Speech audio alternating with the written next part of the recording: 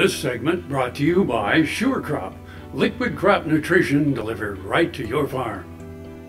We're back. Now Dwayne Taves and Kate Hall talk about the factual ag information found on GMOanswers.com. Dwayne Taves joining you once again with Ag AM in Kansas, and a chance to catch up with Kate Hall talking about GMOs and GMO Answers, the booth that I caught you with. And certainly when we think about our urban friends, there's probably more questions and questions that need answers. Certainly, and the question that we most often receive is just what is a GMO?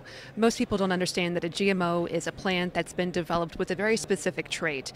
And that trait is often disease resistance, herbicide tolerance, insect resistance, to help farmers grow more crops using less inputs, which actually reduces agriculture's impact on the environment.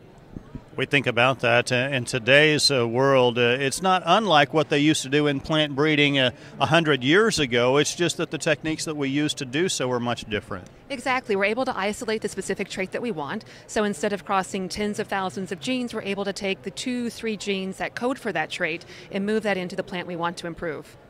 And we think about some of the things that we are looking at and moving forward within plant breeding. Really, it is absolutely no introduction of anything outside. It's just a better selection process for things that are already in the DNA of those plants. Exactly. Researchers are looking for traits that they find in nature, right? They're not making these up. So they're taking good traits, characteristics they find in nature to improve, again, the plants that our farmers grow and help feed the world. Some things that will be interesting to see how they are accepted. Initial traits typically were on the production side for the farmer, but as we look forward, there's more and more things on the horizon that have to do with what consumers might be interested in. Absolutely. We're really excited about the innate potato. So less bruising, less browning, so it stays more appealing. Also the non-browning apple. That'll be coming onto the market this year, and we're excited about that too. So when you pack those apple slices in your kids' lunches, they're less likely to throw them away. And I know that there are universities and researchers, developers looking at enhanced nutrition. How do we lessen the allergens that are in peanuts or even in wheat? So there are a lot of uses for the technology, and I think what's coming down the pike, so to speak, will benefit consumers directly, and in addition to the farmers. Certainly, as consumers out there that really just don't have the best understanding of, and there's a lot of misinformation out there about the mad scientist, if you will.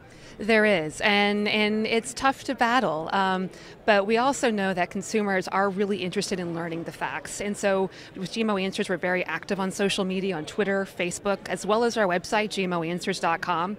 In addition to GMO Answers, there are a lot of other great resources as well, your local Farm Bureau, also USFRA, the Center for Food Integrity.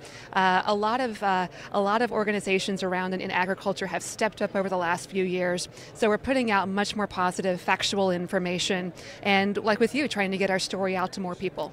And ultimately, we think about it, those farmers and ranchers out there, they're feeding their own family as well. Exactly. They wouldn't produce, grow, feed their family anything that they would, obviously not want to feed the public. So it's also important to recognize that aspect as well.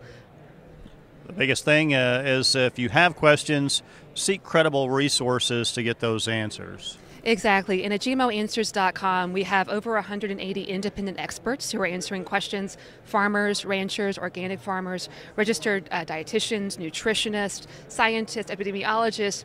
We've answered over 1,300 questions on our website. We also have our companies. We're sponsored by the large 6 companies, BASF, Bayer, Dow, DuPont, Pioneer, Monsanto, and Syngenta, and they're answering questions specific to their business practices. People often wonder what's going on inside those companies, and our organization is being very upfront and open about what we're doing. Our thanks to Kate Hall joining us with GMO Answers. For you, as a consumer, you can certainly get the truthful information if you seek it out. Jamie, we'll send it back to you. Thanks, Dwayne. Come back after the break for this week's Kansas Farm Bureau update.